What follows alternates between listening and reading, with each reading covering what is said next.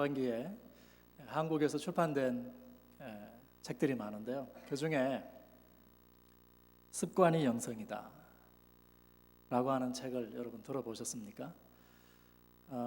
캘빈 신학교의 제임스 스미스라고 하는 교수님이 쓴 책입니다. 이 책의 1장에 이분이 어떻게 이 책을 시작하는가 하니 You are not what you know, but what you love. 당신이 아는 것이 당신이 아니고 당신이 사랑하는 것이 당신이다. 여러분, 우리가 아는 것 얼마나 중요합니까? 우리의 일부분인 것이 분명하고요. 그렇지만 저와 여러분을 가장 밑바닥에서부터 가장 잘 설명해 주는 것은 우리가 아는 것이라기보다 우리가 사랑하는 것이다. 여러분, 사랑이라고 하는 것이 무엇입니까? 사랑의 사전적인 정의는요, 누군가를 간절히 생각하고 그를 그리워하는 마음, 이렇게 되어 있더라고요.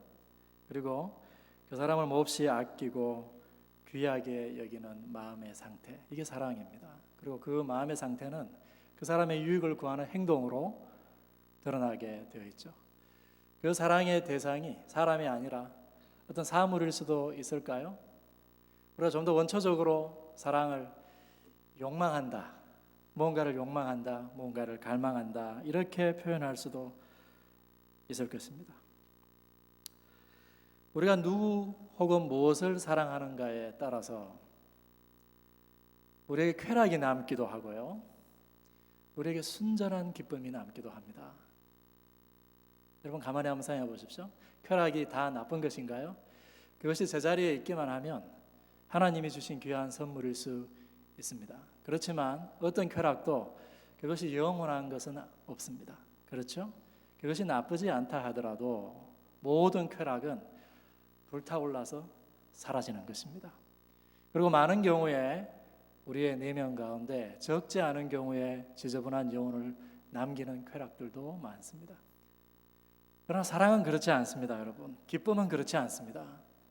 성경에서 희락이라고 표현하고 있는 이 기쁨은, 이 순전한 기쁨인 희락은 우리의 영혼 가운데 큰 부분으로 자리 잡아서 죽어가는 사람을 살리기도 하고요, 우리를 소생시키는 것이 이 기쁨이다라고 하는 것입니다. 최근에 미국의 예일 대학에서 가르치는 미로슬라프 볼프라고 하는 분이 한국을 방문하셨어요. 근데 그분이 서구 문명을, 특히 미국 문명을 이렇게 묘사를 하더라고요. 쾌락을 추구하지만 기쁨을 모르는 시대. 많은 사람들이 뭔가를 간절히 사랑하고 욕망합니다. 쾌락을 추구하고 그것을 따라가는데 정작 그 사람들의 삶에 있어서 그 사람들을 행복하게 하고 그 사람들의 삶을 의미 있게 만들어주는 기쁨을 모른다라고 하는 것이죠. 그래서 성경에 의하면 너희가 무엇을 사랑하는지 무엇을 욕망하는지 주의하라고 성경 곳곳에서 이야기하고 있습니다. 예수님께서도 말씀하시죠.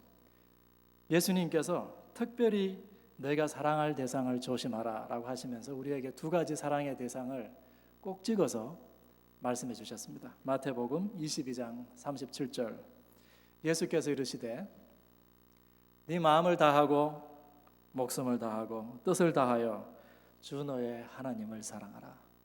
이것이 크고 첫째 되는 계명이요, 둘째도 그와 같으니 내 이웃을 내 자신과 같이 사랑하라. 이 두 계명이 온 율법과 선지자의 강령이다. 여러분, 우리가 하나님에 대해서 많이 배웁니다. 많이 가르치기도 합니다. 우리가 주를 위하여서 많은 일들을 합니다. 그러나 여러분, 하나님을 사랑하십니까? 하나님을 더 갈망하십니까? 하나님을 더 많이 생각하게 되고 그분을 그리워하게 되고 그분을 더 귀하게 여기고 몹시 아끼고 계시냐라고 하는 것입니다. 그것이 우리의 영적 성장의 중요한 지표요. 우리가 사랑할 때, 하나님을 사랑할 때 우리의 영혼 가운데 세상이 알 수 없는 놀라운 기쁨이, 희락이 우리 가운데 남는다라고 하는 것이 성경이 우리에게 들려주는 바입니다. 여러분, 이웃을 사랑하십니까? 이웃을 얼마나 생각하십니까?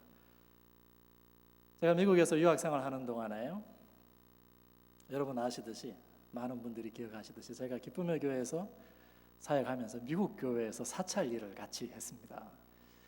그때 우리 가정에 몇 번 아내가 유산을 해서 어려운 일을 당할 때 꼭 카드를 적어 보내시는 미국 분들이 계셨습니다. We are thinking of you. 오늘 내가 너희 가정을 생각하고 있다. 이렇게 적어 주시더라고요. 누군가를 생각하고 기억하고 그들을 그리워하는 마음, 그들을 귀하게 여기고 몹시 아끼는 마음, 이게 사랑이죠. 그들의 유익을 구하게 되어 있습니다. 이웃을 사랑하면 거기에서 우리가 쾌락을 통해서 맛보지 못했던 순전한 기쁨과 희락이 우리 가운데 그들과의 관계를 통해서 찾아온다라고 하는 것을 우리가 경험을 통해서도 알고 있고, 그것이 말씀이 약속하는 바입니다. 그렇기 때문에 누가 여러분 성숙한 그리스도인일까요?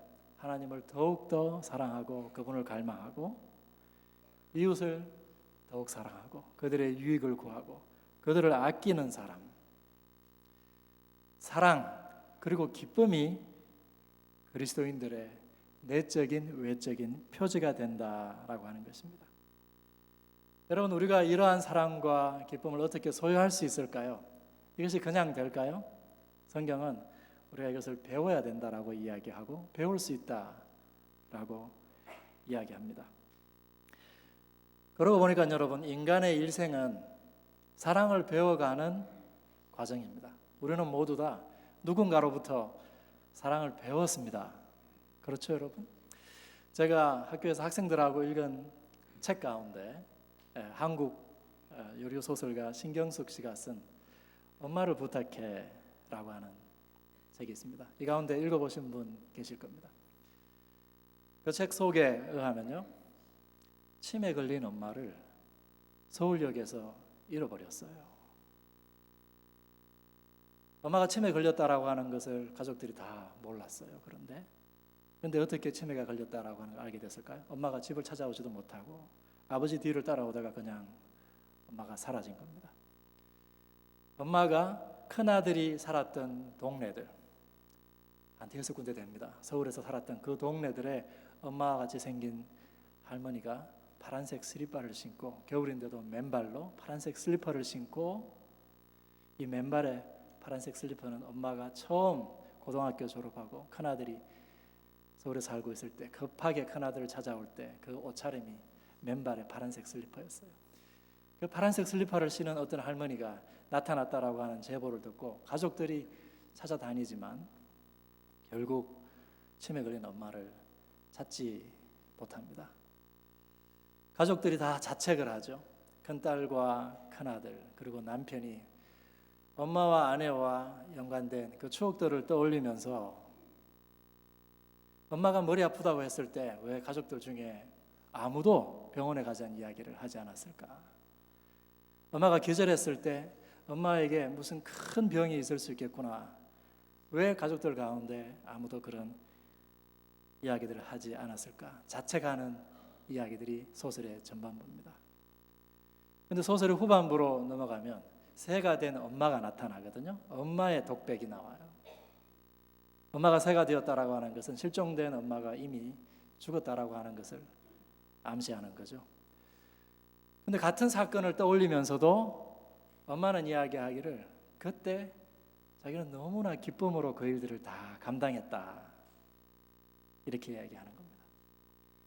여러분, 인간이 사랑할 때, 간절히 사랑할 때 그 마음 가운데 아주 순전한 기쁨이 찾아옵니다.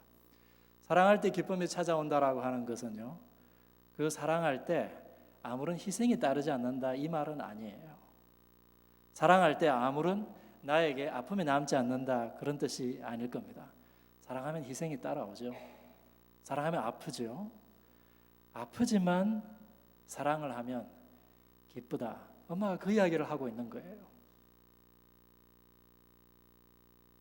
그 장에서 4장에서 엄마가 마지막으로 가는 이 마지막 장면, 그 소설의 하이라이트인데요.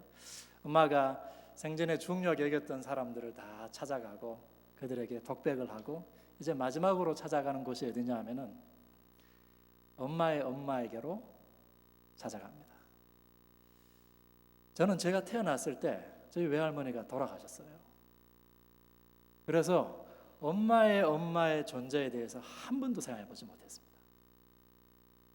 그리고 엄마에게도 엄마가 필요하다라고 하는 생각을 정말 한 번도 해본 적이 없어요.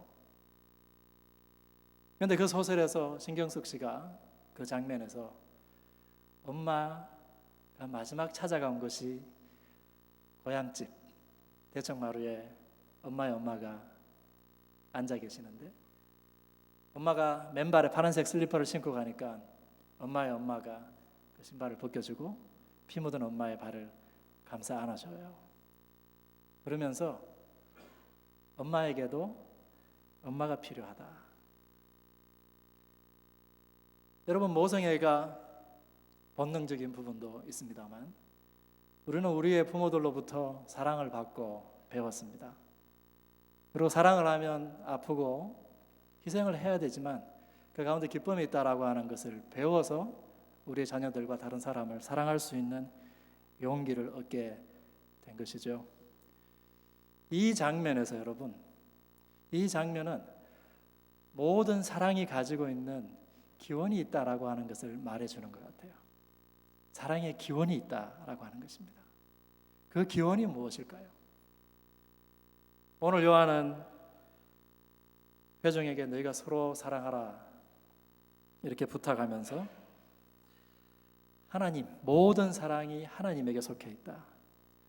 하나님을 한마디로 그분은 곧 사랑이시다. 하나님을 표현할 수 있는 모든 수사가 있을 수 있지만 그분을 가장 잘 설명할 수 있는 언어가 사랑이다. 그렇기 때문에 우리가 하나님을 안다고 말할 수 있는 사람은 누굴까요? 그 하나님의 사랑을 아는 사람이 하나님을 알 수 있다. 오늘 7절과 8절에서 요한이 그렇게 이야기하고 있네요. 여러분, 하나님의 존재 자체가 사랑이라고 한다면 하나님은 그 사랑하심으로 인해서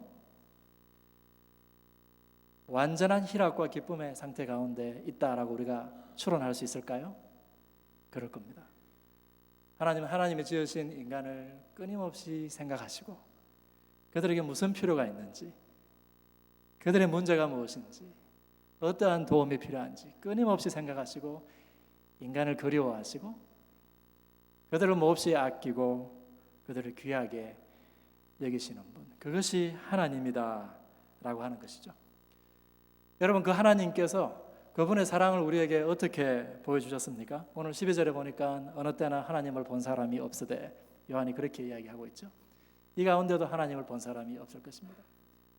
그러면 우리가 보지 못한 그 하나님의 사랑을 어떻게 알게 됐습니까? 오늘 요한은 예수님 통해서 우리가 하나님을 알고 하나님의 사랑을 배우게 되었다, 이렇게 이야기하고 있습니다. 9절에 하나님의 사랑이 우리에게 이렇게 나타난 바 되었으니 하나님이 우리를 살리려고 독생자를 세상에 보내셨다. 10절에 하나님이 우리를 사랑하사 우리 죄를 속하기 위하여 화목제물로 그 아들을 보내셨다.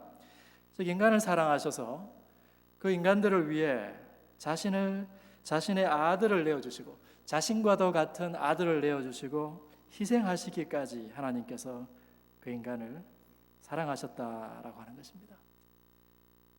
여러분, 참 아픈 사랑이죠. 자기의 아들을 내어주는 이 희생적이고 참 아픈 사랑입니다. 그러나 하나님께서 이 일을 기쁨으로 감당하셨을까요? 여러분, 우리가 맛볼 수 있는 이 순전한 기쁨은 우리가 사랑할 때 우리에게 찾아오는 것입니다. 하나님께도 그랬을 것입니다. 하나님께서 자기의 아들을 우리를 위하여 내어주시는 이 충격적인 이 사랑은 그 하나님이 사랑하신 대상인, 그 대상이 누구냐라고 하는 것을 깨달을 때 더 충격적으로 우리에게 다가옵니다. 로마서 5장에서 바울이 이렇게 이야기하죠. 우리가 아직 연약할 때에 기약대로 그리스도께서 경건하지 않은 자를 위하여 죽으셨도다. 5장 8절에서 우리가 아직 죄인 되었을 때에 그리스도께서 우리를 위하여 죽으심으로 하나님께서 우리에 대한 자기의 사랑을 확정하셨느니라. 로마서 5장 10절에 우리가 아직 원수 되었을 때에 그의 아들의 죽으심으로 말미암아 하나님과 화목하게 되었다. 바울이 하나님의 대상인 우리 인간들을 어떻게 묘사하고 있습니까? 연약한 자, 경건하지 않은 자, 죄인, 원수. 하나님께서 이들을 사랑하셨다라고 하는 것입니다. 여러분, 죄인, 원수라고 하는 말이 여기에 왜 사용되었을까요? 죄인이라고 하는 말의 정의가 무엇입니까? 창세기에 보니까 뱀이 하와에게 찾아와서 이 동산에 있는 실과를 따먹으면 너희가 정녕 죽지 않을 것이다. 너희가 하나님처럼 될 것이다. 이렇게 이야기했습니다. 다시 말해서 인간이 하나님처럼 되고 싶어서 하나님을 거부하고 내가 하나님 되겠다라고 하는 것이 죄의 본질이거든요. 하나님께서 죄를 지었을 때 그것이 죽음을 낳게 된다라고 하는 것을 말씀하셨음에도 불구하고 사탄의 거짓말에, 거짓의 아비인 이 사탄의 거짓말에 속아서 인간이 스스로 하나님 되기를 원했던 것이 죄악의 본질이다. 그것이 저와 여러분이었다라고 하는 것입니다. 그런데 그러한 저와 여러분을, 하나님을 대적하고 스스로 하나님 되기를 원했던 저와 여러분을 위해서 독생자를 내어주셨다라고 하는 것입니다. 로마서 5장에서 바울이 이야기하죠. 인간의 역사를 되돌아 봤을 때 의인을 위해 죽은 사람들이 가끔 있었습니다. 의인을 위해 죽은 사람들이 가끔 있었습니다. 그런데 누가 죄인들을 위해 자기의 목숨을 내어놓겠어요? 그런데 하나님께서 그렇게 하셨다라고 하는 것입니다. 로마서 8장에서 바울이 이렇게 이야기합니다. 자기 아들을 아끼지 아니하고 모든 사람을 위하여 내어주시니가 어찌 그 아들과 함께 모든 것을 우리에게 주시지 아니하겠느냐. 그렇기 때문에 십자가는 여러분, 하나님께서 자기 아들을 내어놓으시는 고통의 자리이면서도 인간에 대한 하나님 사랑의 표현이 극치에 이르는 하나님의 기쁨이 교차하는 아주 역설적인 자리라고 할 수 있을 것입니다. 그 사람이 사랑하는 것이 곧 그 사람이라고요. 그렇죠? 하나님이 사랑하는, 죄인과 원수라도 사랑하시는 분이 하나님이다 라고 성경은 우리에게 이야기해 주고 있습니다. 우리가 예수님 통해서 이 하나님의 사랑을 배웠습니다.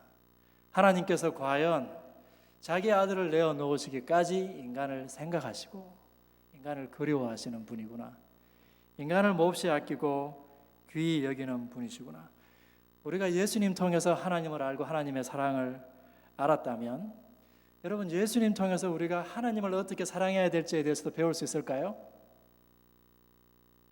예수님께서 참 하나님이요 참 인간이라고 한다면 그럴 것입니다. 예수님께서 어떻게 하나님을 사랑하셨습니까? 십자가 위에서 예수님께서 죽기까지 하나님 아버지의 뜻에 순종하셨습니다. 그것이 하나님의 아버지의 뜻임을 알고 자기의 몸을 내어놓으시고 죽기까지 하나님께 순종했다라고 하는 것입니다. 예수님의 십자가의 이 수치와 고난을 이야기하면 많은 그리스도인들이 그렇게 이야기합니다. 예수님이니까 쉽겠지.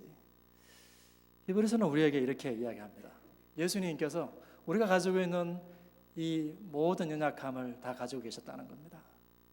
우리와 동일한 연약함을 다 가지고 계시면서 우리와 동일하게 모든 시험에 그분이 노출되셨다. 그러나 그분이 하나님 앞에 죄악을 저지르지 않으셨다라고 하는 것이 히브리서가 우리에게 이야기해 주는 것입니다. 그러면 하나님을 향한 이 예수님의 사랑은 어느 순간에 한꺼번에 하루아침에 일어난 것일까요? 성경은 우리에게 그렇게 이야기하고 있지 않습니다. 예수님은 습관적으로 하나님 앞에 멈추어서는 훈련을 하셨습니다. 누가복음 6장 12절에 예수께서 습관을 쫓아서 기도하시러 산으로 올라가셨습니다. 누가복음 9장에도 예수께서 베드로와 요한과 야고보를 데리고 기도하시러 산에 올라가셨다. 여러분, 습관적으로 예수님께서 하나님을 만나고 하나님을 생각하고 그분을 그리워하고 이 하나님을 사랑하는 것이 어떻게 표현될 수 있을까요? 기도하시는 것을 통해서 표현됐다고 지금 성경이 우리에게 이야기해 주는 것이죠. 여러분, 습관이 무엇입니까? 아까 제가 설교 초에 습관이 영성이다라고 하는 책을 언급했지 않습니까? 습관이라고 하는 것은 우리 모두가 가장 자연스럽게 욕망하는 그것이 우리 삶에서 패턴으로 나타날 때 그것을 우리가 습관이라고 부릅니다. 여러분이 퇴근하셔서 집에 도착하셔서 무엇을 하십니까? 여러분이 소파에 앉으셔서 무엇을 하십니까? 습관적으로 여러분이 하시는 행동들이 있지 않습니까? 그것이 여러분의 밑바닥에서부터 가장 간절하게 자연스럽게 여러분이 욕망하는 것입니다. 우리는 멈춰서는 것이 힘든 쾌락의 시대에 살고 있습니다. 하나님을 사랑하는 것, 이걸 어떻게 배울 수 있을까요? 굉장히 어려워 보입니까, 여러분? 그러나 사실은 성경은 우리에게 그 원리가 있다라고 이야기하고 있습니다. 예수님께서 그것을 보여주셨어요. 우리 신앙의 선배들도 하나님께서 우리에게 하나님의 사랑을 부어주시는 성령께서 역사하시는 통로가 있다라고 말씀해 주셨거든요. 그것이 무엇입니까? 예수님께서 보여주시는 대로 하나님 앞에 멈춰서서 기도하는 것입니다. 하나님의 말씀을 여는 것입니다. 하나님의 말씀을 통해서 우리의 삶을 돌아보는 것이죠. 하나님을 더 생각하고 그분 앞에 기도함으로 그분의 말씀을 청종하고 나아갈 때 더 하나님을 우리가 사랑하게 되고 거기에서 세상이 알지 못하는 순전한 기쁨이 우리 가운데 찾아온다라고 하는 것입니다. 이 매일의 삶 가운데에서 습관이 된 하나님과 이 사랑의 관계가 있어야만이 우리가 아프지만 하나님을 사랑함으로써 우리에게 기쁨이 찾아오는 이 경험을 할 수가 있을 것입니다. 성경이 우리에게 보여주는 것은 예수님을 통해서 우리가 하나님을 어떻게 사랑할지도 보여줄 뿐만 아니라 예수님 통해서 우리가 우리 주변에 있는 형제 자매를 어떻게 사랑할지에 대해서도 우리에게 이야기해 주고 있습니다. 예수님께서 참 인간이시라고 한다면 그렇겠죠. 예수님 주변에는 항상 많은 사람들이 있었습니다.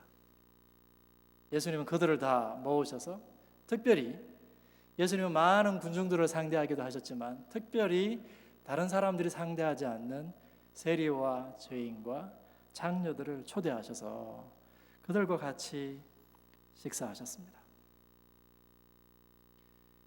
오늘 본문 11절 말씀에 하나님이 같이 우리를 사랑하셨은즉 하나님이 우리를 사랑하셨기 때문에 우리도 하나님을 사랑하자, 요한이 그렇게 말하고 있지 않습니다. 여기에 하나님이 우리를 사랑하셨은즉 우리도 서로 사랑하는 것이 마땅하다. 12절에도 어느 때나 하나님을 본 사람이 없으되 하나님을 본 사람도 없고 하나님을 그러면 어떻게 알고 그 하나님의 사랑을 우리가 알 수 있을까요? 만일 우리가 서로 사랑하면, 우리가 우리 공동체 가운데에서 형제와 자매를 서로 사랑하면 하나님이 우리 안에 거하시는 것을 우리가 볼 수 있게 된다라고 하는 것입니다. 여러분, 요한이 이러한 말을 하는 배경이 있습니다. 요한이 이 편지를 쓰고 있는 지금 이 공동체가 있는 이 지역은요, 우리가 아마 이 에베소 지역, 지금은 터키 서쪽 지역이 아닐까 추정을 하는데요. 이 지역은 아주 오래전부터 헬라의 이원론적인 철학 전통이 아주 강하게 뿌리 내린 곳입니다. 여러분, 이원론이 뭡니까? 인간의 영혼과 인간의 몸을 분리해서 생각하는 사고방식입니다. 그래서 손으로 만질 수 있는 이 몸, 눈에 보이는 것들, 이것은 다 천하고 보이지 않는 것들, 영적인 것은 아주 귀하다. 우리가 이것을 영지주의라고 이야기하죠. 그러한 전통이 굉장히 강했던 곳입니다. 그 가운데 많은 사람들이 내가 하나님을 사랑한다라고 이야기합니다. 그 교회 가운데에도. 오늘 우리 가운데도 그렇습니다. 그런데 요한이 이야기하죠. 그들이 하나님을 사랑한다라고 이야기하지만 그들이 형제를 사랑하지 않는 거예요. 하나님을 사랑한다라고 이야기하면서도 형제 자매들과 한 공동체 안에서 사랑의 관계를 맺지 못하는 거예요. 그러면서도 내가 하나님을 사랑하고 있다라고 생각하는 것이죠. 기독교 신앙을 추상화시키는 것입니다. 기독교 신앙을 하나의 지적인 체계로 보내버리는 것이죠. 축소시키는 것입니다. 내가 가지고 있는 하나님의 사랑과 기독교에 관한 모든 진리들이 내 삶의 눈에 보이는 부분을 변화시키지 못하고, 특별히 내 옆에 있는 형제와 자매의 관계를 변화시키지 못하는 형태의 믿음을 이들이 가지고 있었다라고 하는 것입니다. 특별히 요한이 지적하고 있는 이 교회 가운데 있는 거짓 교사들은 신앙 공동체를 쪼개고 나갔다라고 오늘 우리가 요한일서를 통해서 알 수 있습니다. 사랑하는 기쁨의 교회 성도 여러분, 우리 가운데 누구도 기독교를 독학한 사람은 아무도 없습니다. 우리 모두는 예수 그리스도께서 어떻게 이웃을 사랑하셨는지, 예수께서 어떻게 하나님을 사랑하셨는지, 그 예수 그리스도를 본받아서 우리 가운데 그 그리스도의 모습을 보여준 누군가를 통해서 우리가 그리스도의 사랑을 깨닫고 신앙을 배운 것입니다. 제가 제 짧은 인생을 돌아볼 때도 하나님께서 제 삶 가운데 보여주신 많은 사람들을 통해서 제가 하나님을 알게 되었습니다. 이 가운데도 여러분들 계십니다. 특별히 제가 미국에서 10년 동안 유학을 했는데요, 저를 가르쳐준 선생님들에게 참 빚을 제가 많이 졌습니다. 제가 하마터면 학교 안에 선생님들끼리 싸우느라고 제가 그 고래 싸움에 졸업을 못할 뻔했거든요. 근데 그 중에 한 분이 학교를 나가서까지도 저를 끝까지 책임을 져주셔서, 본인에게 아무런 유익이 돌아오지 않는데도 저를 끝까지 책임져 주셔서 사실 제가 졸업했습니다. 여러분, 사랑을 받고 그 사람을 사랑하게 되면 그것이 인간의 사랑임에도 불구하고 우리 가운데 놀라운 기쁨이 찾아와요. 그리고 그것이 그 관계가 장기화되면요, 오래 지속되면 우리가 인생의 친구를 만나게 됩니다. 신앙의 동지들을 얻게 됩니다. 제가 졸업하고 기쁨의 교회를 떠난 지 7년이 지났습니다. 제가 7년 동안 학교에서 학생들을 가르치는 사역을 했는데요, 어느 해 스승의 날에 졸업생 2사람이 찾아왔습니다. 해서 스승의 날, 스승의 은혜에 고맙다고 인사를 하고 한참 이야기들을 하고 갔습니다. 근데 그 아이들을 돌려보내고 나니까 제가 너무 마음이 안 되고 학생들에게 미안하더라고요. 왜냐하면 저는 그 아이들이 누군지 잘 몰랐어요. 수많은 학생들 가운데 몇 사람인데 그래도 선생이라고 찾아와서 인사를 하고 간 거예요.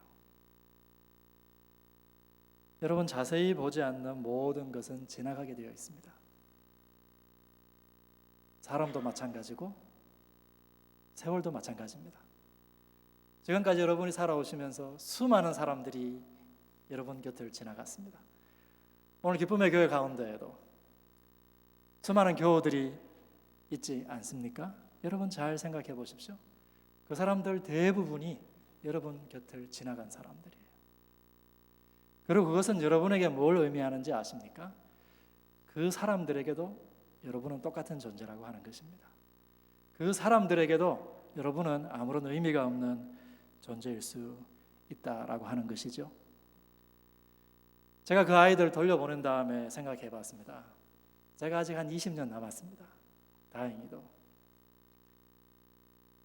내가 여기서 무엇을 해야 되나? 지금 무엇을 하고 있나?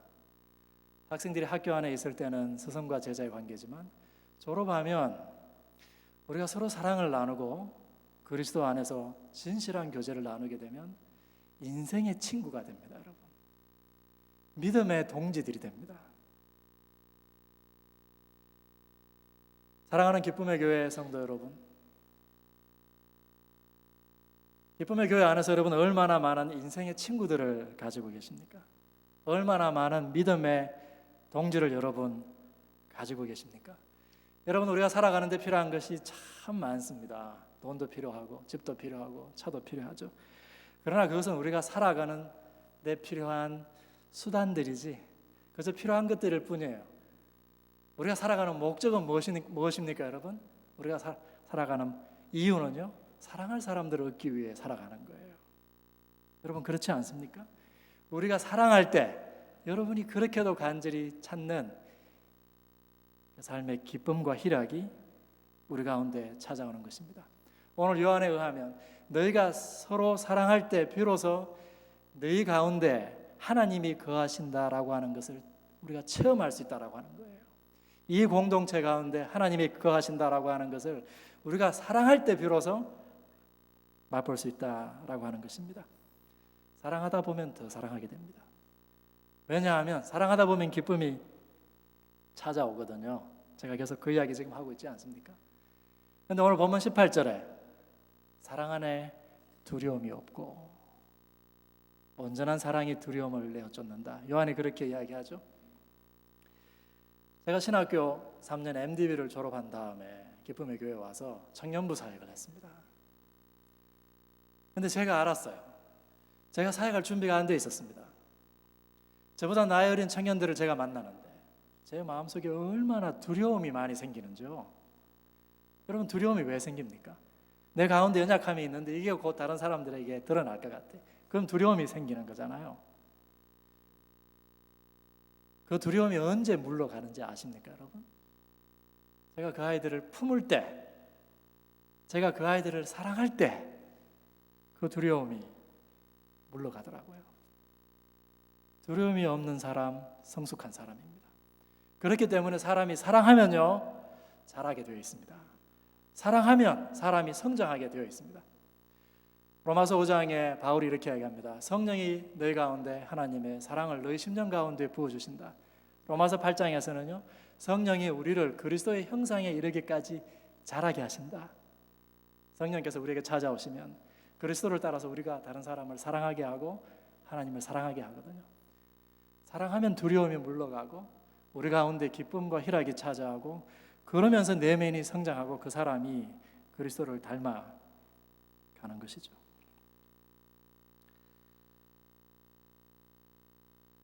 그 사랑은 여러분, 우리 신앙 공동체 안에서 우리가 배울 수 있는 것이고 이 가운데에서 심화되게 되어 있습니다. 우리 신앙의 선배들은 하나님을 아버지라 부르는 모든 사람들이 교회를 마땅히 어머니라고 부른다, 이렇게 이야기했습니다. 우리가 공동체로 모일 때 이 가운데 말씀의 은사를 가진 사람, 찬양의 은사를 가진 사람, 지혜의 은사를 가진 사람, 섬김의 은사를 가진 사람, 다스리는 은사를 가진 사람을 이 공동체 가운데 하나님께서 선물로 주신 거예요. 그것이 그저 주신 것이 아닙니다, 여러분. 당연한 것을 여러분 받으셔서는 안 돼요. 하나님이 우리에게 주신 선물이에요. 그 가운데에서 우리가 하나님 앞에 온전한 예배를 드릴 수 있고 하나님을 더 사랑하는 것을 배울 수 있게 된다라고 하는 것입니다. 이 신앙 공동체 안에서 우리가 사랑할 사람들을 얻습니다. 어떤 분이 그렇게 이야기하시더라고요. 성경 공부 좀 그만하라고. 교회 와서 하는 게 매번 성경 공부만 하는 거예요. 여러분, 성경 공부 중요하지만 성경 공부에서 뭐 하려고 성경 공부하는 거예요? 성경 공부는 열심히 참여하는데 관계는 다 깨져 있습니다. 진실한 사랑의 관계로 들어가지 못하는 것입니다. 여러분, 우리가 일주일에 한 번 만나서 교회 가운데서 얼마든지 자기를 숨길 수 있습니다. 저도 교회 좀 다녀봤잖아요. 일주일에 한 번 교회 와서 여러분, 우리가 우리 자신을 숨길 수 있습니다. 교회를 아무리 다녔다 하더라도 오늘 요한이 우리에게 말하는 것처럼 내 주변에 있는 형제 자매들과 진실한 사랑의 관계, 내가 그를 인생의 친구요, 믿음의 동지라고 부를 수 있는 사람들이 이 가운데 많다라고 내가 고백하지 못하는 사람들이 안타깝게도 이 가운데 많다라고 하는 것입니다. 여러분, 잘하지 않습니다. 하나님의 사랑을, 그 하나님을 우리 가운데 만나지 못합니다. 제가 공부하면서 특별히 하나님께 감사한 것들이 많은데요, 하나님이 많은 친구들을 주셨어요. 그런데 제가 제 삶 가운데에서 친구들이 중요하고 그리스도 안에서 만난 형제 자매들이 중요하다는 것을 제가 처음부터 깨달아서 그걸 찾은 게 아니에요. 제가 한학교에서 10년 동안 공부했습니다. 처음 3년 공부할 때까지 저를 숨길 수 있더라고요. 그런데 여러분, 성격이 맞지 않아서 싸우기도 하고 또 화해하기도 하고 같이 공부하고 같이 사역하고 같이 운동하고 그러면서 서로 힘든 일도 경험하고 서로의 장단점도 파악하고 저 사람이 나쁜 사람인 줄만 알았는데 하나님이 저런 부분을 쓰시구나, 나도 이러한 약점이 있구나라고 하는 것을 내가 배우기에 10년의 세월이 걸리더라고요.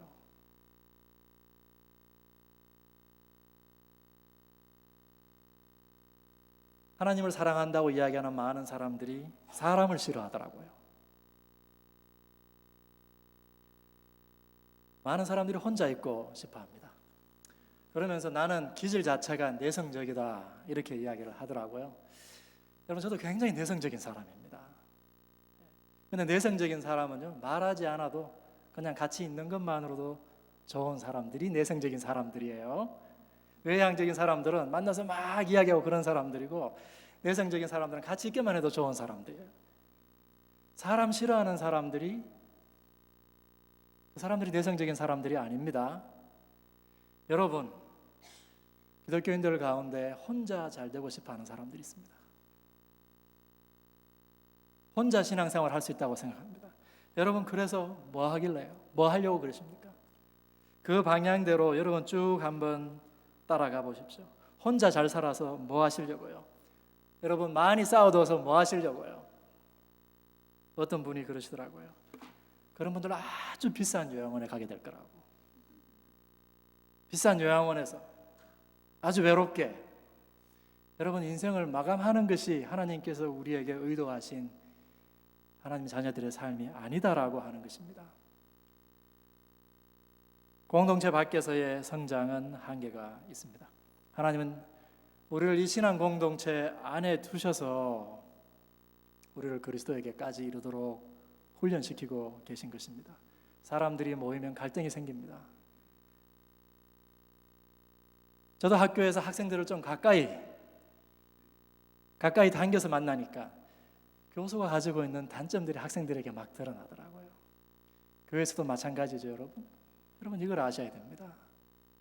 그 초기의 갈등만 극복하면 이곳에서 인생의 친구와 신앙의 동지를 만날 수 있습니다.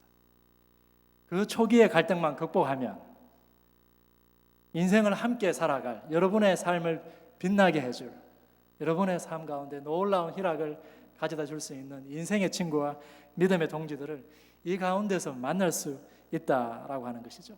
하나님이 여러분의 삶 가운데 준비해 놓으신 선물들을 비로소 받을 수 있다라고 하는 것입니다. 우리가 그러한 사람들과 함께 우리 인생에서 당면하는 위기들을 넘어가는 것입니다. 우리가 피땀을 흘려서 모은 것이 우리 재산이잖아요. 우리 생명과도 같은 것이 우리의 재산입니다. 그러나 우리가 그것을 여러분, 내가 왜 나누지 못합니까? 하나님이 나누라고 그러더라도, 흘려보내라 그러더라도 나누지 못하는 이유 중에 상당 부분은 우리가 그 사람을 신뢰하지 못하기 때문에 그래요. 나누고 싶은 마음이 있어도 신뢰하지 못하고 사랑하지 못하고 사랑의 관계로 들어가지 못하기 때문에 나누지 못하는 거죠. 그러나 우리가 서로 사랑하고 신뢰하는 인생의 친구와 믿음의 동력자들과 함께 수많은 인생의 위기들을 넘어가게 되어 있습니다.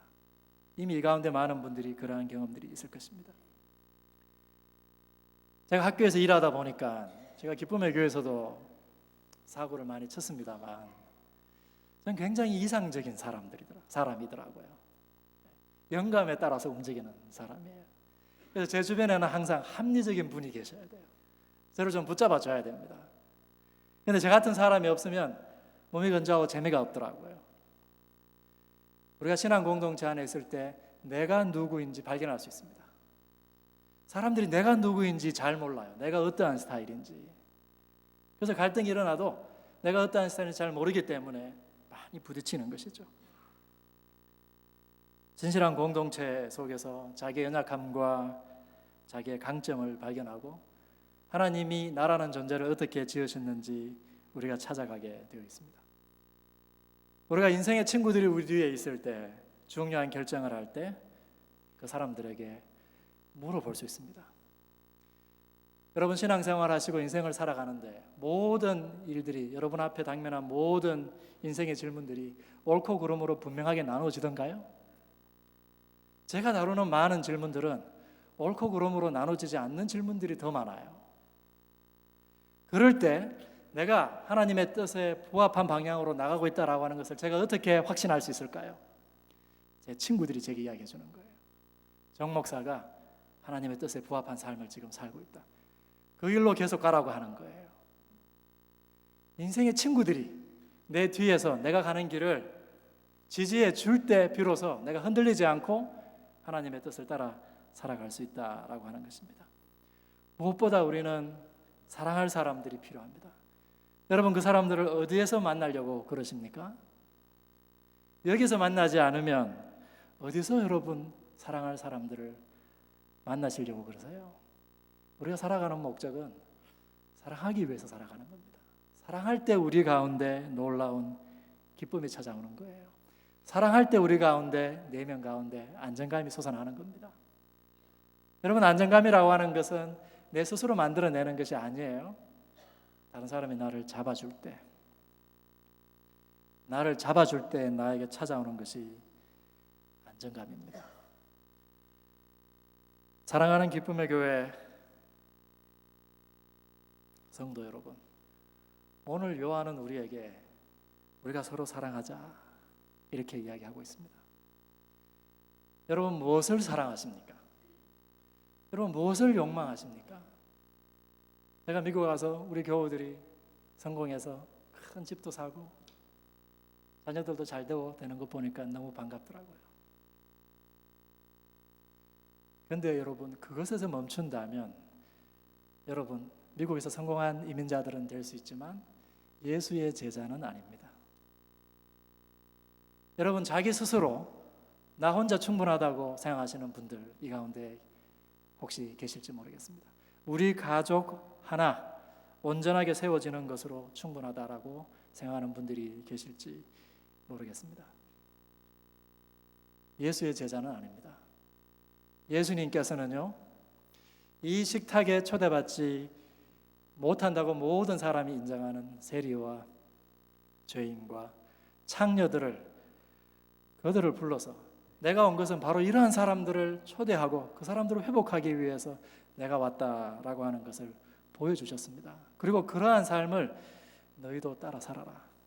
너희가 서로 사랑하면 세상이 너희가 내 제자인 줄 알리라. 이 교회 이름이 기쁨의 교회네요. 그러고 보니까 여러분, 그 기쁨이 언제 올까요? 무엇을 욕망하고 여러분 무엇을 얻음으로 그 기쁨을 찾으려고 하십니까? 오늘 요한은 우리에게 너희가 하나님을 사랑하면 너희 가운데 있는 형제를 사랑하게 될 것이다. 눈에 보이는 형제를 사랑하지 못하는 자가 보이지 않는 하나님을 사랑하지 못한다라고 우리에게 경고하고 있습니다. 사랑하는 기쁨의 교회 성도 여러분, 이 가운데에서 인생의 위기를 함께 넘어갈 인생의 친구들과 신앙의 동지들 만나시기를 주님의 이름으로 축원합니다. 기도하겠습니다.